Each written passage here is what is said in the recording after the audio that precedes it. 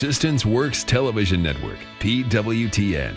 Founded by Dr. Paul and Vincent, preacher, teacher, and prolific author of the popular Persistence Works book series. Broadcasting the good news of the gospel of Jesus Christ from El Paso, Texas to the world, and bringing you into God's presence. Experience the difference. You'll never be the same. Don't just watch TV. Watch Persistence Works Television Network, PWTN. Hello, everybody. God bless you. Hey, this is another day the Lord has made. We will rejoice and be glad in it. I want to welcome you to today's edition of Global Politics. We are focusing on Switzerland today. So welcome to this broadcast. We are going to have a great time. So I want to invite you to join me and invite somebody else to join. And please help me share this video. We are streaming on 20 different platforms. We are streaming on our Persistent Works TV network, which reaches or streams on Roku, on Fire TV, on Apple TV. Those three alone reach combined 200 million potential viewers. And we're also streaming on our Persistent Works app, the Android and iPhone app. The two, we have combined 15,000 downloads. And this year we are trusting God. We are working on having 100,000 downloads, and we will get there by the grace of God. We're also streaming on our website, persistenceworks.tv, and also on all the leading social media platforms, YouTube, our two Facebook pages, Twitter, LinkedIn, everything in between. So wherever you're watching us from on the 20 different platforms we are streaming, you are welcome. And also, we are streaming and reaching across the globe. So if you're watching us from across the US, if you're watching us from across Europe, if you're watching us in Switzerland, we are talking about Switzerland today. So you better join us if you're watching from Switzerland. Also, if you're watching us from Africa, Nigeria, Egypt, Morocco, wherever in Africa, South Africa, if you're watching us from Asia, Australia, Malaysia, India, Pakistan, wherever you're watching from, I welcome you today. And we are going to have a great time. Listen, in case you don't know, I'm your host, as always, Bishop Paul Vincent. So the Global Politics program is a program we put together here on our Persistent Works TV network, where we focus on nations, cities, or states at a time. We zoom in on them and we talk about them. We explore their strengths and weaknesses, the leadership, how they're doing, their economy. And we also kind of like use it to challenge and inspire other leaders, especially if there are countries that are doing well. We use it to inspire or challenge other leaders to follow suit, to follow their examples, to learn a few things from them. And I'm looking forward to doing as many nations, as many cities as possible. Also, we do get to talk with government officials and politicians in those countries. We are more especially in countries and places that have positive results of leadership. So if there's a country or city that's or a leadership or a politician that is a failed leader, I don't think we're interested in doing a story on them. Well, we may, but to tell the story. But I love to do stories about places we can look to, and we can challenge and inspire other nations to look to as an inspiration, as an example. So we've done a couple of them, and one of the interesting ones we did recently was Rwanda, which is a story all by itself, because they had genocide about 30 years ago. Over 1 million were killed, and in 100 days. But today is a different story. One of the best tourism destinations in Africa. Where we are not going there today again. So let's focus on Switzerland. By the grace of God, I was in Switzerland either in 2019, thereabout, just before the pandemic. And my takeaway from Switzerland, there were parts of Switzerland I visited, and my first impression, I was like, wow, how beautiful heaven must be.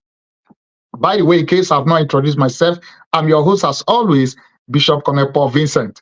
Now, I said to myself, how beautiful heaven must be. Why? Because I'm seeing such beauty, and I'm seeing nature at its best. It's as if God finished creating the world and then put a different finishing touch to Switzerland. And I'm seeing all of that. I'm like, wow, this is beautiful. I've been to many nations, many countries. I've lost count, maybe about 50 or thereabout, plus minus. But you see, including the US, beautiful US, I've been to many cities in the US. But listen, it's nothing compared to my experience and view of Switzerland. So I love the country as a country. Of course, I may not subscribe to everything they stand for, but there are basic things that have made them to become what they are. So we are going to be talking about how they've come to be what they are today. And one of the big lessons or takeaway that I want world leaders, especially in developing countries, that I want them to take away is that Switzerland is a combination of five also different nations, so to speak.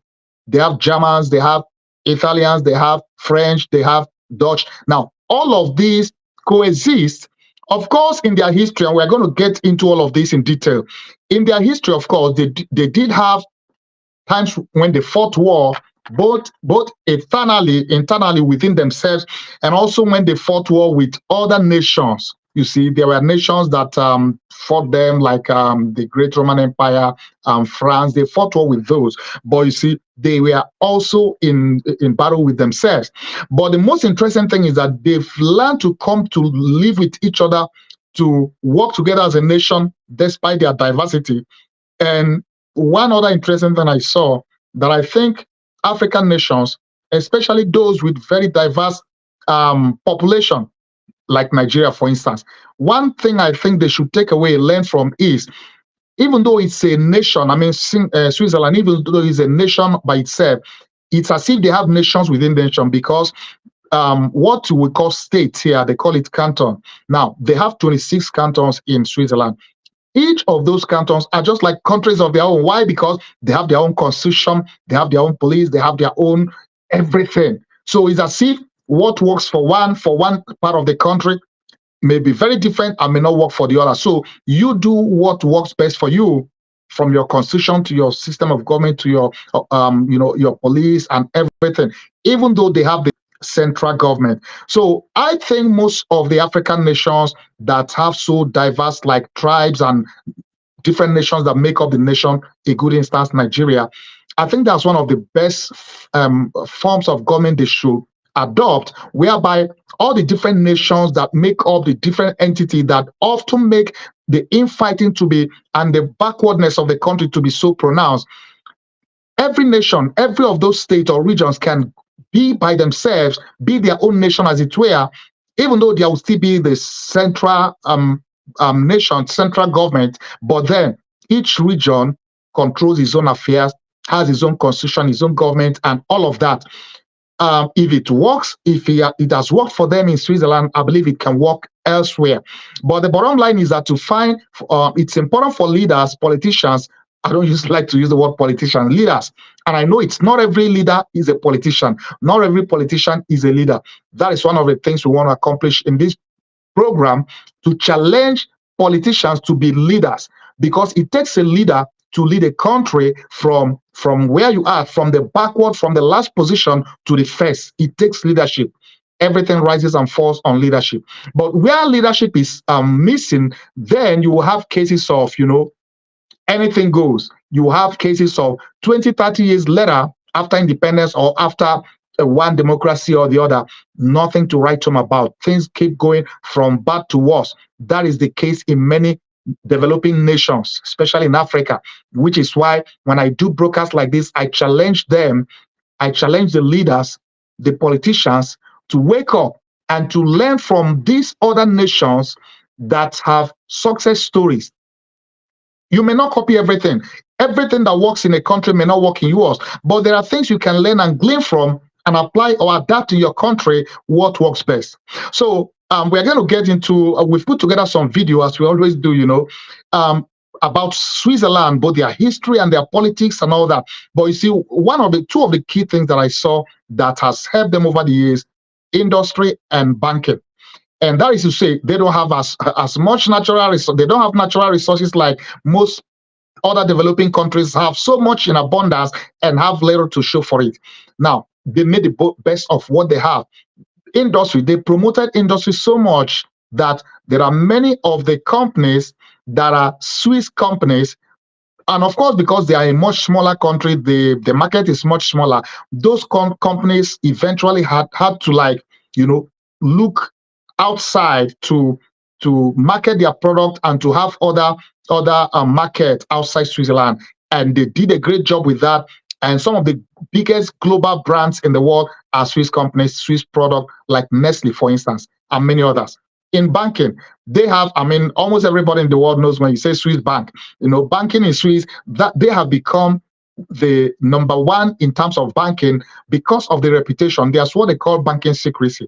That's one of the key things that has helped them to retain their position, because they don't divulge information about their clients, about their customers. So you see people from around the world, wealthy people especially, who go and put their money in the bank there, and they are sure it's safe. Of course, politicians, corrupt politicians, especially in Africa, they exploited that too. Because in Nigeria, I remember many past leaders, military leaders, they did stash billions in Swiss bank account. Some of those monies were repatriated recently. But you see, that was one of the things that gave them an edge. Their banking industry became top notch, that it became one of the biggest thing going on for the economy. Even though in recent time that has changed too, some of US policies in trying to crack down billionaires who try to evade tax and put stash their money abroad. So all of those, and EU, they have adjusted in some of those, but it has also remained a key part of their economic growth and powerhouse. So that is to say, you may not have natural resources, you may not have oil, but there may be things you are good in, you can develop and be known for, and that could be what you can use to drive your economy. That's a big thing, a lesson to learn for other nations, because you may not have what other nations have, but what you have, or what you are able to have or create, you can make the most of it, you can make the best of it. So I'm going to get into other aspects of it, but before then, I want to we've put together a video or some videos, and I want you to pay attention to watch it. It takes you through the history of I was going to say Singapore. I've done Singapore before. The history of Switzerland, and by the way, towards the end of this broadcast, I'm going to have some of the videos and pictures of my visit there a few years ago. I put together some of those videos, pictures. But before then, so the videos we've put together, you're going to be watching some of the history, the creation, and some of the politics. And I did a little tourism they should be paying me for promoting tourism for them. But I put together some video as well, of some of the best places to visit. So if you ever want to plan to visit Singapore, we have some tips of some of the places to visit. And I'm so glad that I'm doing this today, because it's one of those countries that I've always wanted to visit. And by the grace of God, it's one of those countries I've eventually visited. I'm like, you know what, dreams do come true. Even though I hope to, be there again, from time to time. And someday, like this program, one of our goals is to get government officials, politicians, leaders, political leaders, to get them to interview them on this program. So we are going to be reaching out and interviewing some of the leaders of these nations we cover very soon. And by the way, if you're watching this and you are a political leader of any nation in the world, and you want us to focus on your country, you want us to interview maybe a president, your governor, a mayor, and you want us to talk about your country, your city, your state, maybe there is something you are doing in your state, in your city, in your nation, and there have been positive changes from when you took over, reach out to us. We want to do a story to focus on your city, your nation, your state, and be able to let the world know what's going on. And we are hoping that these broadcasts will do help inspire political leaders, especially, and other leaders, to do the best they can to serve their people, to serve their nation, their state, their city, to serve humanity, so that by the time you leave office, you should be leaving it better than you found it. You shouldn't be leaving it worse than you found it. If you leave office worse than it was when you got there, you are a failed leader, and you are failed, and that's why we have many failed leaders in Africa. And I'm hoping that these brokers will do help inspire and challenge most to become better leaders. So stand by and watch some of these videos we've put together, and I'm sure you are going to be inspired, you are going to enjoy it, and I'll be back soon to talk about and discuss more about Switzerland. So you have been watching Global Politics. Today we are focusing on Switzerland. So let's go together to Switzerland. Watching Persistence Works Television Network, PWTN. Switzerland is known for its chocolate and neutrality. Wedged between Italy, France, Germany, and Austria, the humble, non-belligerent nation and base for the founding of the Red Cross has scarcely made a bad name for itself in the recent history books. When we think of Switzerland, we don't really think of violence or political turmoil. But that's because we also don't really think about how Switzerland became Switzerland. Today, the nation known by the name Switzerland in English is actually officially known as the Swiss Confederation. With 4 official languages and 41,285 square miles of land filled with roughly 8.6 million people, when you start to pay attention, you may start to wonder, how did this nation begin? Well, the formation of the Swiss Confederation seems to have happened in a few stages. Back in the BC era, modern-day Switzerland was occupied by Helvetic Celts and would later be taken under the crown of the Roman Empire. From there, the region passed between Germanic tribes, Charlemagne, and eventually the Holy Roman Empire. It was during this time that we see the first phase of the Swiss Confederation starting on the path that turned it into Switzerland as we know it. First came the Old Swiss Confederacy. In 1291, 3 Swiss cantons from within the Holy Roman Empire decided to form an alliance amongst each other in response to the destabilized environment around them. These cantons, Uri, Schwyz, and Unterwalden, agreed through a federal charter to jointly manage common interests, including defense and economy. While this wasn't the first time that such an agreement had been made, it is still marked by many historians and the Swiss state as the start of the modern nation's journey. This early confederacy would also grow fairly quickly, and by the 15th century, the 3 original members had welcomed in the city-states of Lucerne, Zurich, and Bern, in addition to the cantons of Glarus and Zug. This successful expansion was not praised by all, though, and the Austrians in particular became agitated by it. Military conflicts between members of the Swiss Confederacy and Austria began to break out off and on throughout the latter half of the 14th century. This clash was a result of the ongoing strife between the Old Swiss Confederacy and the Duchy of Austria under the command of Leopold III and resulted in a remarkable Swiss triumph. Another victory came in 1388 when the Swiss and Austrians collided again, this time at the Battle of Naples. And an even bigger turning point came for the Swiss in 1499 with the Swabian War. The Swabian War occurred between the Habsburgs of Austria and their Swabian League allies against the Swiss Confederacy, with their friends from the 3 leagues of the Grisons. As before, the root of the conflict was a territorial dispute over other neighboring lands, as the Swiss were continuing with their expansion at the expense of Austria's own ambitions. The war lasted from January through September of the same year and resulted in a peace treaty that greatly favored the Swiss and eventually granted the Confederacy de facto independence from the Holy Roman Empire. Still, the Swiss cantons remained an official part of the Holy Roman Empire for a bit longer. However, their expansion did not end by any means.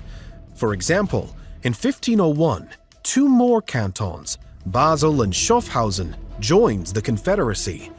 In September of 1515, the Battle of Marignano between the Old Swiss Confederacy pitted against France and Venice proved that the so-far invincibility shown by the Swiss was not quite as bulletproof as they had hoped.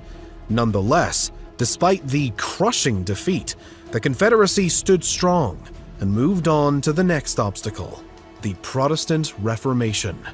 The Swiss Confederacy was directly affected by the Reformation and subsequently became greatly divided.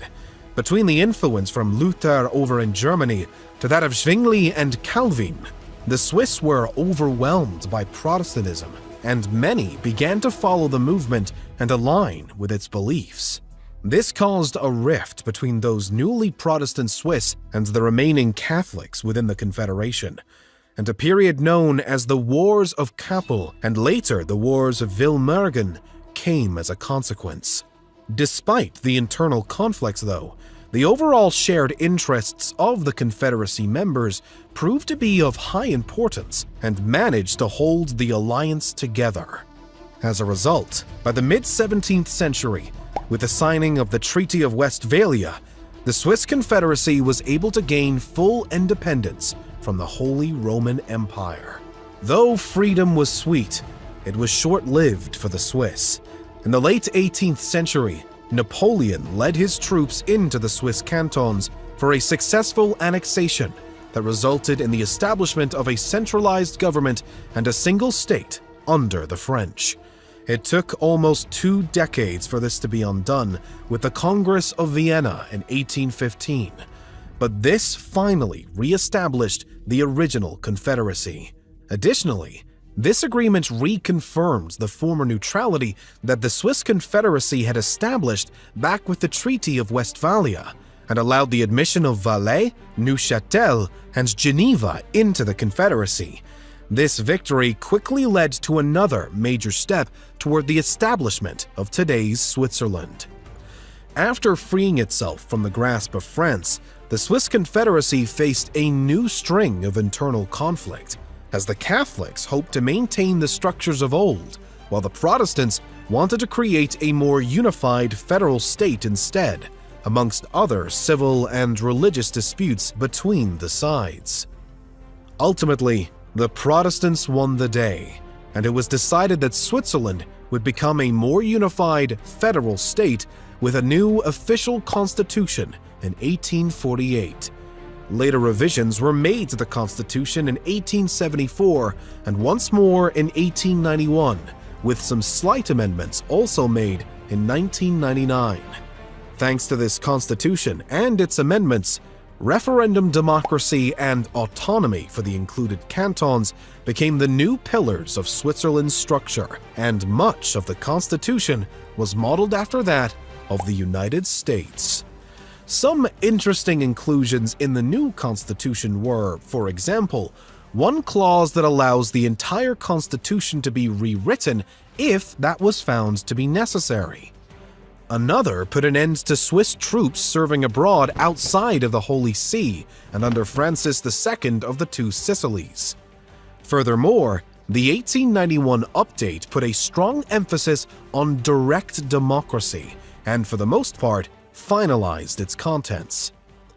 During the 20th century, Switzerland continued to shape itself as a unified nation and a strong European political entity. Nonetheless, it opted to stay out of both world wars and eventually joined the Council of Europe in 1963 and became a full member of the United Nations in 2002. While attempts to join the European Union ultimately resulted in a culmination of failure and withdrawal of effort, Switzerland still maintains close ties with its surrounding EU neighbors and did vote to join the Schengen area. So today, the Swiss Confederation, or Switzerland, is a unified nation of roughly 64% Swiss German speakers, 22% French speakers, 8% Italian speakers, and the remaining Romansh speakers, with its constitution dating back to 1848, while many argue that the true date of the nation's origin can be traced all the way back to 1291. The question of how Switzerland came to be formed can be answered in a few ways. One being the simple timeline of how it happened: the formation of the old Swiss Confederation, the expansion period, freedom from the Holy Roman Empire, the centralization under Napoleon, the re-establishment of the original Confederation with the Congress of Vienna, the Civil War, and finally, the establishment of the modern Confederation and its constitution.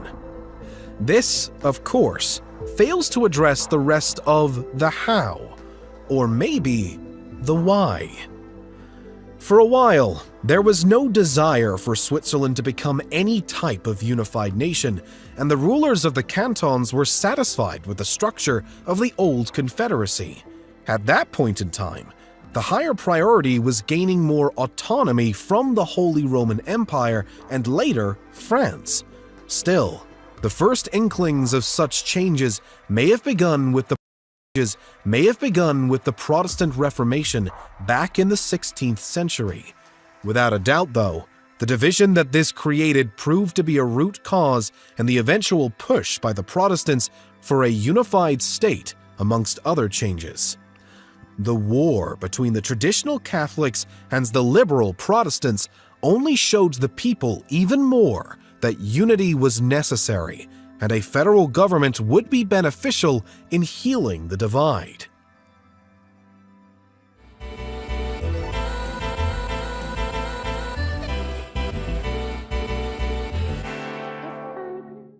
Welcome to Pangea. Today we're going to take a closer look at the Swiss political system. Switzerland is divided into 26 cantons. Each canton has an independent constitution, government, parliament, court and police, and is again divided into several communities. Each community, each canton, and the Swiss national government are therefore responsible for certain political fields. For example, the communities are responsible for kindergarten and primary school, the canton for grammar school, and the Confederation of Switzerland for example, the ETH Zurich, the University of Technology in Switzerland. In this video we will mainly focus on the national political system because every canton works slightly different from the others. All 4 years, the Swiss means a person over 18 with Swiss citizenship vote on the members of the National Council and the members of the Upper Chamber. In the National Council, each canton gets assigned a number of seats in proportion to their residents. For example, the canton of Geneva with approximately 300,000 residents with Swiss passport gets assigned 11 seats, whereas the canton of Schaffhausen with approximately 60,000 residents with Swiss passport gets only assigned 2 seats. In the Upper Chamber, every canton has 2 seats except for the canton of Obwalden, Nidwalden, Appenzell-Ausserrhoden, Appenzell-Innerrhoden, Basel City and Basel District, which are so-called half cantons and therefore only have 1 seat in the Upper Chamber. After the election of the 2 chambers, the members of parliament vote on the Federal Council, the executive body of the Swiss national government, which is divided into 7 departments and therefore has 7 seats to cover. Compared to other countries, this is quite special because instead of having 1 or 2 governing parties, right now in 2017 there are 4 governing parties in the Federal Council, reaching from the Social Democrats to the right-wing Swiss People's Party. Switzerland has, however, a president which is a member of the Federal Council, but because the president changes every year within the Federal Council and he has no additional power, the president of Switzerland is politically rather unimportant. With Switzerland becoming a federation in 1848, Switzerland was not only one of the first countries with democracy, the Swiss also implemented direct democracy and have stayed till today one of the few countries where people can vote on a regular basis on laws and the constitution. On average, Swiss citizens can vote 4 times a year on certain issues within the community, the canton, and the nation. However, we have to differentiate between 3 different types of votes: the obligatory referendum, the optional referendum, and the petition for a referendum.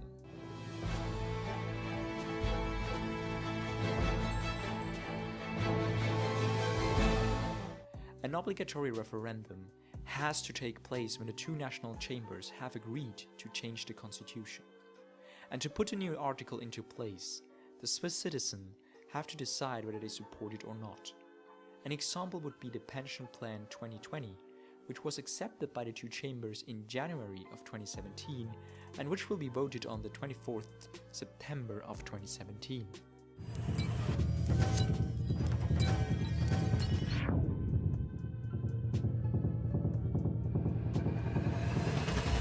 An optional referendum can take place after the 2 chambers have passed a new law. To bring the law to a vote, the Swiss have to collect 50,000 signatures within 3 months, and after that, an optional referendum can take place. An example is the Energy Bill, which was accepted on the 21st May of 2017 by 58% of voters.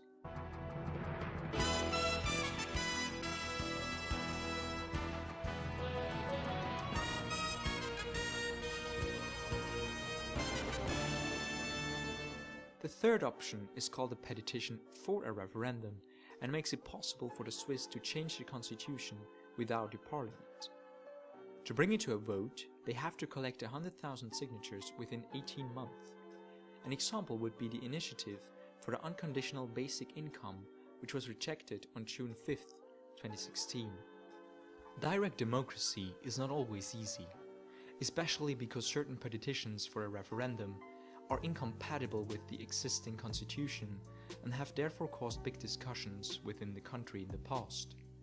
It is, however, a further development of democracy, and the Swiss consider direct democracy very valuable.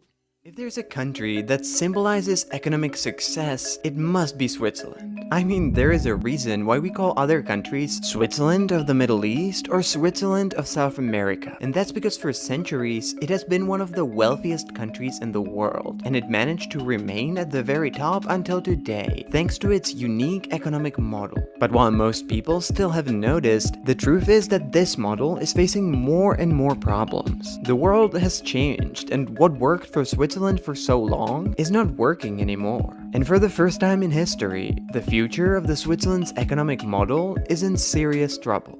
But to understand why it's in trouble, we first need to explain what made Switzerland so wealthy in the first place. And while there is a popular idea that it was the Second World War and hiding Nazi gold, that is incorrect. Because while the story about Nazi gold is true, Switzerland was actually already rich way before that. The real story of the Swiss wealth begins in the mid-19th century. Before that, Switzerland as a state didn't really exist, and instead it was a loose confederacy of relatively poor mini regions, constantly fighting with each other. But in 1848, Switzerland was established as a unified state, and soon after, it turned from a simple rural country to one of the most developed economies in the world, because of two things. First, immediately after Switzerland became an actual country, it started building railways, connecting the different regions. Suddenly, many small companies spread around the country were able to grow at a much higher pace, and Switzerland went through a boom of industrialization in everything from pharmaceuticals, machinery, and luxury watches. And since Switzerland was still a small market, the new companies were forced to aggressively expand abroad, and over time they managed to grow into global giants, many of whom are still around today. And second, the Swiss banking industry was born, and pretty much since the start, it was an immediate hit, thanks to one thing that made the Swiss banks different from banks anywhere else: the practice of what's called banking secrecy. Swiss banks committed to never disclosing any information about their clients, including who they are or what accounts they have, to any corporation, government, or law enforcement agency. And once Switzerland finally became a unified country with its own currency, stable political system, and the official policy of neutrality, it quickly became a very attractive place for many wealthy individuals to store their money. And over the coming decades, its popularity grew. Large Swiss banks like Credit Suisse and UBS were formed. Swiss bankers were going around Europe promoting banking secrecy. And while Europe was going through wars and instability, Switzerland remained a stable, neutral country where a breach of the banking secrecy became a federal crime. As a natural result, Switzerland became the place for wealthy people from all over the world to store their money, and the Swiss banks made insane profits from providing that service, turning Switzerland into one of the richest countries in the world, with its banking system as the backbone of its economy. But this model that worked for so long is not really working anymore, and here's why. But first, I want to talk about a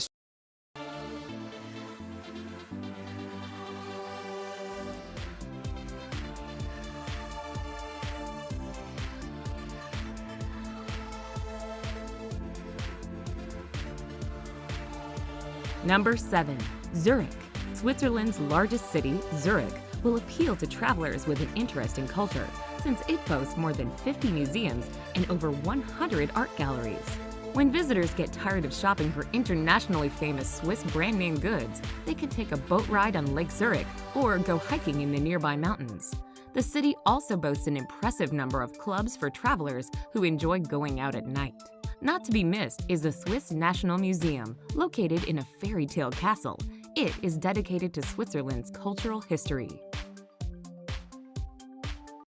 But recently, their problems have been growing bigger and bigger. It all started in the US, in the aftermath of the economic crisis of 2008. In the same year, when the US economy was hit by a major financial crisis, Barack Obama won the presidential election on, among others, the campaign claimed that everyone needs to pay their dues, and that the government needs to crack down on wealthy Americans that are avoiding paying their taxes. And he specifically named Switzerland and Swiss banks with their secret accounts as the culprits that make this tax evasion possible. Once he assumed office, Switzerland found itself under an ever-increasing pressure from the US government to breach its centuries-long tradition of banking secrecy and hand over the information about their American clients, something that was actually against the Swiss law. But even though Switzerland fought tooth and nail against it, there's only as much that you can do when the most powerful country in the world really wants something from you. And as it happens, tax revenue is a pretty important motivation for the US government. And when the US was joined by the European Union, Switzerland found out that there's not much it can do. And rather than facing gigantic fines and sanctions, Swiss banks backed down. And since 2008, they went from not giving any information to anyone to providing information about their clients from the EU and the US to their respective governments every year. So while formally the banking secrecy still applies, in reality, the practice no longer exists. And if you're an American or a European citizen, putting your money in a Swiss bank account is not any more secret than doing it in your own country. And that is naturally very bad news for Switzerland, since the centuries-long tradition which made the Swiss banks so famous and so attractive disappeared in less than a decade. And every year, the Swiss banks are forced to open up more and more. In order to save their clientele, and at least some of its appeal, the Swiss banks tried to change their value proposition. If they can't offer secrecy anymore, they double down on the offer of stability. You might no longer be able to hide your money from your own government in Switzerland, but at least you know that they are safe.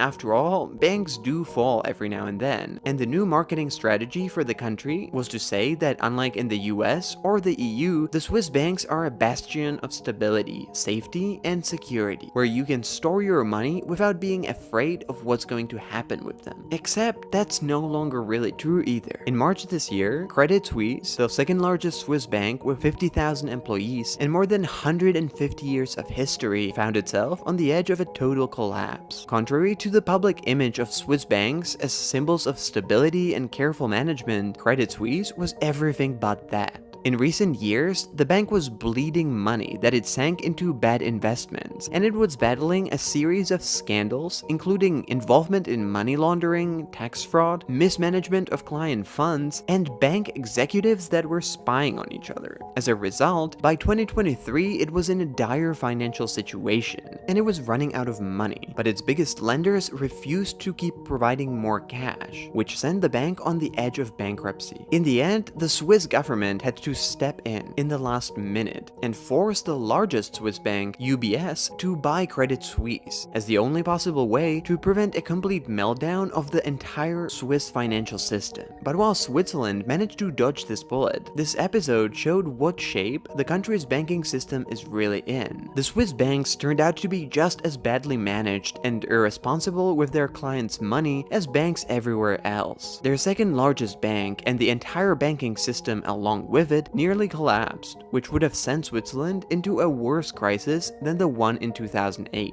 And instead of having two large banks, Switzerland now has one mega bank, which is not in a great shape either. And if the mega bank would collapse, it would take down the entire country along with it, which kinda makes the entire Swiss banking system pretty vulnerable. And that's not the end of the problems that the Swiss banks are facing. For centuries, Switzerland managed to benefit from conflicts that raged around it, thanks to its famous principle of neutrality, basically not choosing sides and remaining on good terms with everyone. But even that is not really working out anymore. While Swiss banks were known to do business with anyone, regardless of the geopolitical situation, they are now under increasing pressure to confiscate and hand over hundreds of billions of dollars that Russian oligarchs have stored in Swiss banks, or face sanctions if they refuse to do that. and most likely they will sooner or later give in, which will further diminish the reputation of what a Swiss bank account used to mean, and provide another reason why people might want to put their money somewhere else instead. Now, does all this mean that the Swiss economy is facing an imminent collapse? Well, no. Apart from banking and finance, Switzerland still has many extremely successful companies that are not going anywhere,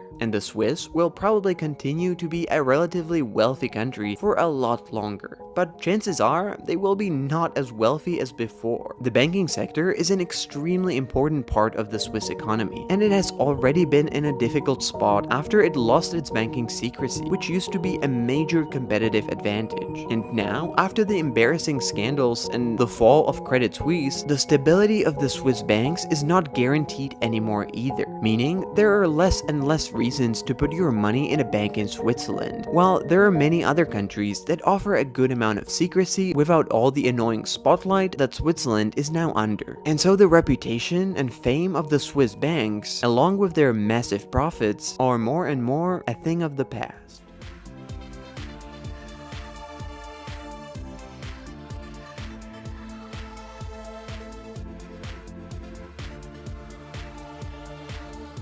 Switzerland is a small country that sits smack dab in the middle of the Alps, making for 360-degree scenery wherever a person finds themselves. Numerous lakes also add to the picture postcard look of this country, whose most famous citizen may have been the fictional Heidi.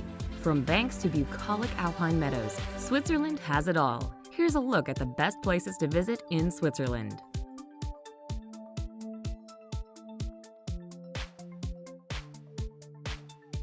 Number 10. Interlaken. Interlaken used to be known as a watchmaking center, but today it's more popular as a tourist resort. Tourists started coming to Interlaken in the early 1800s to breathe in the mountain air and partake of spa treatments. Its popularity only grew from there, offering spectacular views of three famous Swiss mountains, the Eiger, the Jungfrau, and the Mönch. The city is also a popular base camp for outdoor activities in the surrounding Bernese Oberland Alps. Hungry tourists may want to try raclette, a classic Swiss dish made from cheese.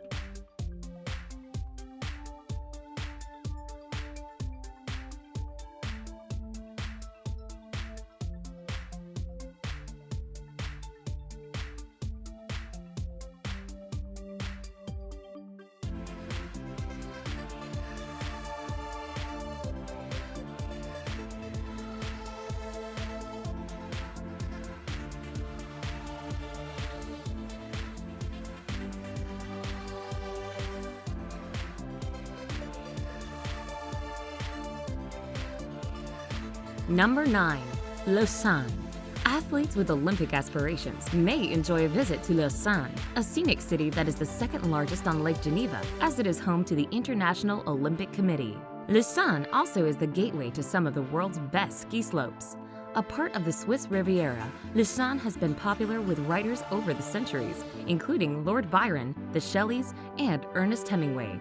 Located in the French-speaking sector of Switzerland, Lausanne boasts an impressive cathedral and wonderful outdoor markets.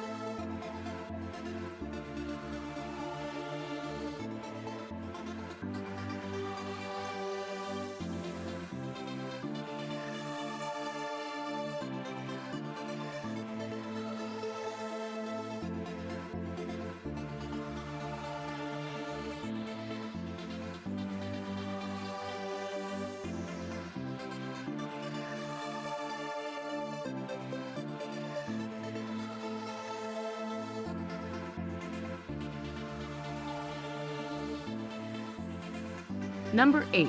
Geneva. Geneva is a city where international influences reign supreme. It is home to the International Red Cross Committee and the European headquarters of the United Nations, as well as 20 other international organizations. Environmental travelers will enjoy the fact that Geneva is a green city, with 20% of its land devoted to parks, earning it the nickname of City of Parks. Top sites include the Cathedral of St. Pierre, where John Calvin gave famous sermons, and the United Nations headquarters.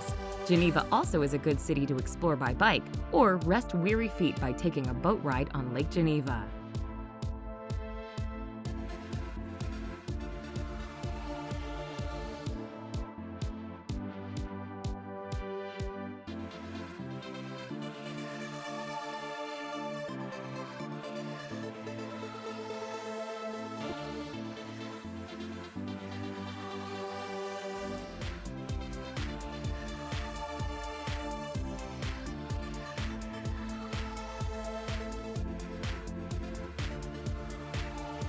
Number 7.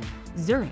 Switzerland's largest city, Zurich, will appeal to travelers with an interest in culture, since it boasts more than 50 museums and over 100 art galleries. When visitors get tired of shopping for internationally famous Swiss brand-name goods, they can take a boat ride on Lake Zurich or go hiking in the nearby mountains. The city also boasts an impressive number of clubs for travelers who enjoy going out at night. Not to be missed is the Swiss National Museum, located in a fairy tale castle. It is dedicated to Switzerland's cultural history.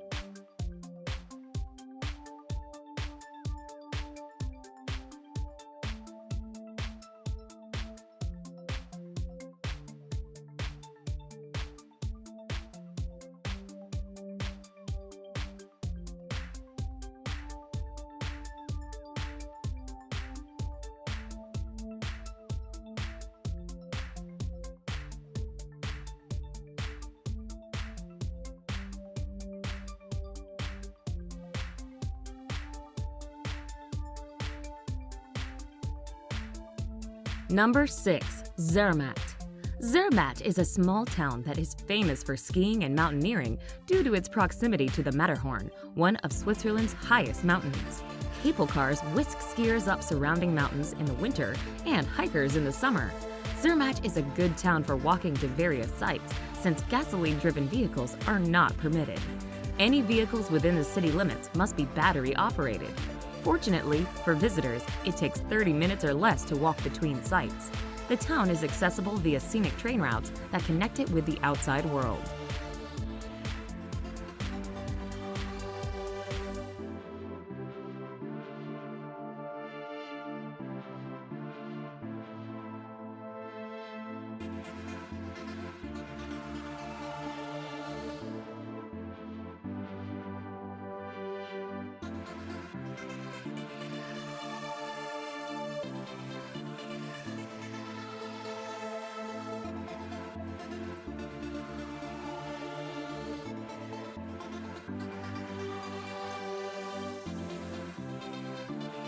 Number 5. Jungfrau region. The Jungfrau region is one of the most scenic places to visit in Switzerland, both in summer and winter. A century or two ago, this Alps region was only visited by hardcore adventurers who wanted to ski or climb through the mountains. Now, thanks to an extensive network of railways and well-maintained foot and bike paths, the area is accessible to many types of travelers. The Jungfrau region consists of 4 picturesque towns: Grindelwald, Mürren, Lauterbrunnen, and Wengen, and 3 imposing mountains: Eiger, Munk, and Jungfrau.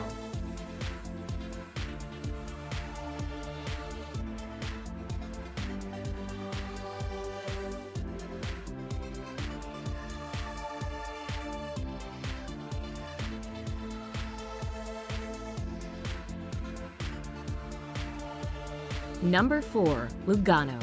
Lugano has been nicknamed the Monte Carlo of Switzerland because of its growing popularity with celebrities. The city is located on Lake Lugano in the Italian-speaking section of this alpine country. Lugano, which is blessed with warm summers, dates back to the 9th century. The city is home to a large number of Swiss heritage sites, including 3 cathedrals and several museums. Home to numerous financial institutions, the city also hosts an annual classic music festival, the Lugano Festival, in the summer.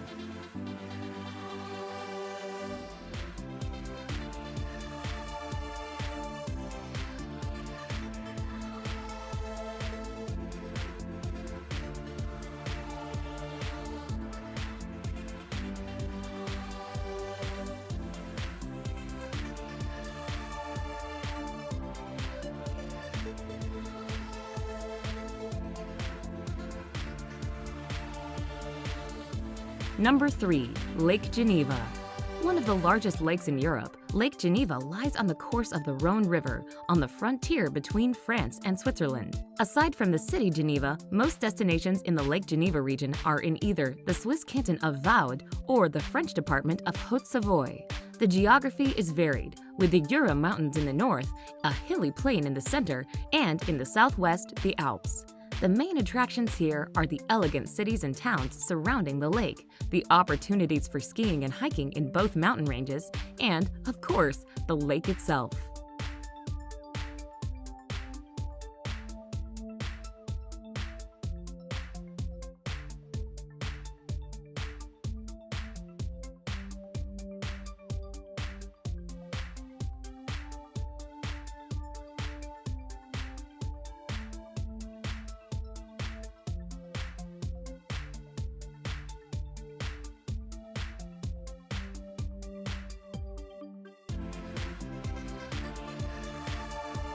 Number 2. Lucerne. Lucerne, located in the German-speaking section of Switzerland, is a city that has it all: city life, a lake, and mountains. Considered one of the world's prettiest cities, Lucerne is most famous for its 14th century chapel bridge and water tower, which is said to be the most photographed monument in Switzerland. Another famous monument is the Dying Lion, which was carved out of rock to honor Swiss mercenaries who died in France in 1792. Hungry visitors may want to try Luzerne Pastet, a local specialty made from puff pastry, veal, and mushrooms doused in cream sauce.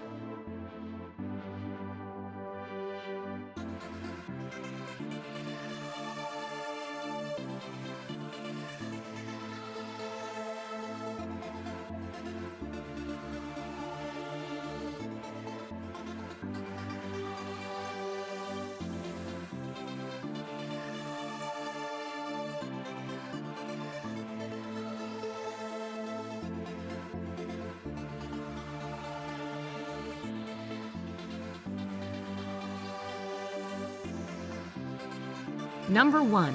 Bern. Bern is a picturesque medieval city with a history that dates back to the 12th century, though it did not become a part of the Swiss Confederacy until the 16th century. Its most famous attraction is an ancient clock tower with moving puppets that once served as the western gate of the city. Other popular sites in Bern include the Münster, a Gothic cathedral that rises from the old town, and its town hall. The bear is the symbol of Bern, with several being kept in an open-air pit. Shoppers will appreciate the old town that boasts 4 miles of arcades, making it one of the longest covered shopping areas in Europe.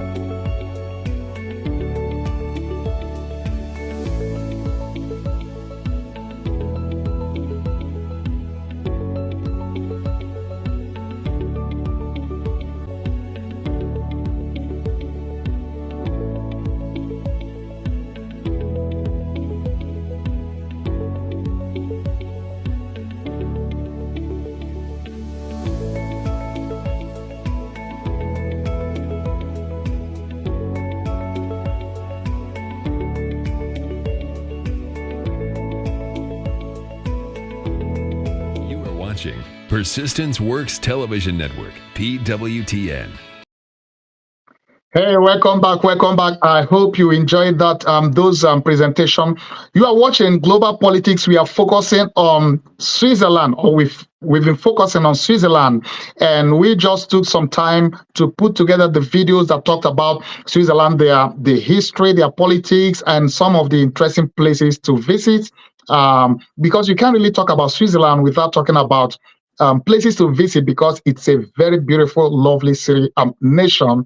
And as I said before, I visited Switzerland for missions, for ministry, and I also took time to visit a lot of interesting places, like the last few videos, pictures you saw. And I did have a great time, and it's a beautiful place. So the bottom line of it all is that it's one of those success stories of a nation, and they did some things that has worked for them. And the challenge now is for developing nations, especially in Africa, to learn a thing or two to take a leaf from some of the things they've done that has worked for them, despite the fact that they don't have natural resource like oil. Because often people think, oh, if you don't have oil, you are doomed. A country like Germany doesn't even have oil. So you can see from everything we've presented that Switzerland doesn't have all the natural resources that many African countries, especially Nigeria, are endowed with, yet they've done so well for themselves. So my biggest challenge to the developing nations, especially, and their leaders, their politicians, is look at nations like these that have succeeded, learn a thing or two, take a leaf from some of what they've done that have made it a success and implement it in your own case. Of course, you can customize and implement, but at the end of the day, everything rises and falls on leadership. If a country or a nation succeeds, it's succeeding or it has succeeded because of the leadership. If they have failed because of leadership. So the days of leaders kind of trying to shift the blame and say, oh, it's because of the person I took over from. Oh, it's because of something that happened. Those days are over. If your nation is failing and you are the leader, you are the one failing, because at the end of the day, everything rises and falls on leadership. So I hope today's broadcast has inspired you and challenged you, and maybe some of you watching, you may want to visit Switzerland one of these days. And I want to thank you for watching up to this point. Let me remind you that these broadcasts come to you every Wednesday. We focus on different nations and different cities and different states. As I said before, if you are a politician, a political leader, I was going to say religious, no, political leader, if you are a governor, a president of a nation, if you are a mayor and you want us to focus on your city, on your nation, on your state, hey, reach out to us. We are going to, we would love to interview you, government officials. If we need to come in person to your nation, we are open to that, for that as well. But this program is focused on, political leaders, nations, and all that is happening. And sometimes we cover some not too good stories, but I love to cover the success stories most of the time. But I want to thank you so much for joining. So let me remind you to join me every Wednesday on Global Politics. Next Wednesday, we're going to focus on something else or some other nation or city. Until then, well, let me also remind you to join me every day, Monday to Friday. I do have our Persistent Works online prayer every day on same station, same time. Well, the time is 10 a.m. Mountain Time, 12 noon New York time, 5 p.m. London time, GMT time, and 6 p.m. Nigerian time. So join me every day. Every Tuesday, I talk about my books, Persistent Works book series. Join me every Tuesday around the same time that we did this broadcast too, which is 2 p.m. Mountain time, 4 p.m. New York time. That will be 9 p.m. GMT and 10 p.m. Nigerian or West African time. So join me also every Wednesday on these broadcasts, as I've said. And on Thursdays, I do bring guests into the studio to talk with them and interview them in our special program, our unique program, Persistence Works Moment. So I want to invite you to join me every Thursday as we interview different men of God, business leaders, and people who have been, have done great for themselves, and we learn secret of success and learn how they've succeeded and where they failed, so that we can avoid those pitfalls. And then on Fridays, we celebrate birthdays. I love to celebrate birthdays. So if your birthday is coming up, hey, reach out to us. We want to help you celebrate your birthday. So it's your birthday on Persistent Works TV network. So we do that every Friday. We have different packages, so you will enjoy, the package we put together. We'll get some American celebrities to sing happy birthday, to sing and wish you happy birthday. If you want to watch some of the past editions we've done, just go to our TV channel. If you're on Roku, on Fire TV, on Apple TV, on our app, our Android app, iPhone app, just go to the video on demand session and you'll see the birthday. It's your birthday segment. Watch any of those, you will be inspired and you will want your birthday to be here. So if your birthday is coming up soon, reach out to us. Let's help you celebrate it and make it a bang. Praise God. And then I want to remind you once again, our magazine, Persistence Works magazine, we do publish it. Now it's being published bi-monthly. So the current edition is really very powerful, very interesting. So you can read it from our app. You can also go from any of our websites. You can go to Persistent Works Mag, persistenceworksmag.com to read it, to read each of the editions. The next upcoming edition is going to be even more powerful. So I want to thank you for your time. So remember that we come your way every day with inspirational content to challenge, to inspire you. If you have not followed me on social media, do follow me across the board. My goal is to have 1 million followers across the board. So we are on all the leading social media platforms: YouTube, Facebook, Twitter, LinkedIn. Twitter is now X, TikTok, everywhere. So help follow us, and we'll bring many of our live programs stream in all of those platforms as well. Praise God. Well, once again, I want to thank you for your time, and thank you for spending time to be with me on this day. I hope you've enjoyed this broadcast today. Global Politics Focus on Switzerland. So until I come your way again, by the way, don't go away, because I have some announcement coming to you shortly after this. But until I come your way again, you've been watching Global Politics Focus on Switzerland, and I've been your host as always, Bishop Colonel Paul Vincent. And I want to remind you, remember, persistence works. God bless you. We hope you've been blessed by today's TV broadcast. Join us again for our next TV broadcast. If you have a testimony of how you've been blessed, please let us know. Send us an email at persistenceworkstv@yahoo.com. Please support our TV network with your donation to help us reach the nations with the gospel. You can give through PayPal, Zelle, Cash App, or online at www.persistenceworks.tv. You can make your checks payable to Vincent Paul Ministries International at 11829 Gwen Evans Lane, El Paso, Texas 79936, USA. Attention, pastors and bishops. If you want to air your church or ministry program on Persistence Works TV network, or you want to promote your product or services, contact us today. Send us an email at persistenceworkstv@yahoo.com. Download our Persistence Works TV network app in the App Store or Google Play Store. Also, add us and watch us on Roku, Fire TV, and Apple TV. Read our Persistence Works magazine and enjoy great content. Simply visit the settings page of our Persistence Works TV network app, click on the button to read the electronic edition of the magazine. To order the print ebook or audiobook editions of our Persistence Works book series, visit the settings page of our Persistence Works TV network app. Follow Bishop Colonel Paul Vincent across his social media platforms: Facebook, X, TikTok, Instagram, LinkedIn, YouTube, and Truth Social. For more information about PWTN, visit www.persistenceworks.tv.